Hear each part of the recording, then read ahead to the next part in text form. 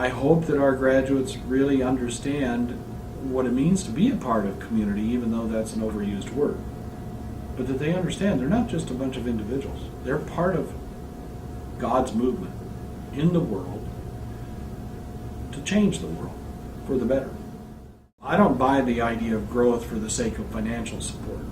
Now, should we grow otherwise? Well, I wish we could, because I'd like to change the world.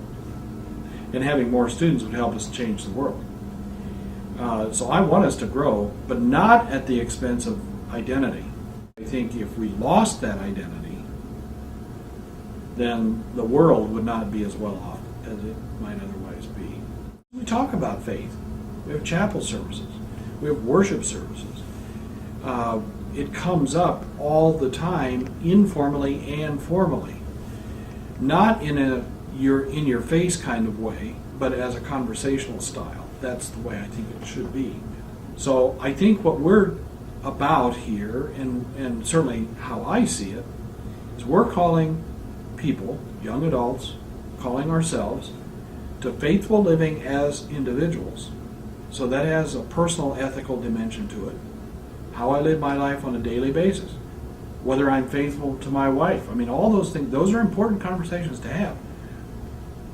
In addition to that, though, we also ask the question, and what does it mean to live in this society as a people of God who care about the larger world?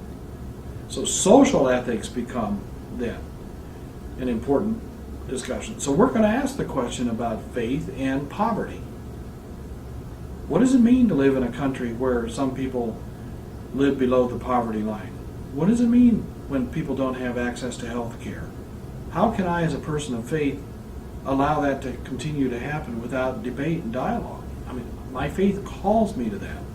We are a Christian denomination that believes in nonviolence as a better way to address the world's problems and as being more faithful to what Jesus taught. Doesn't mean that other people aren't faithful.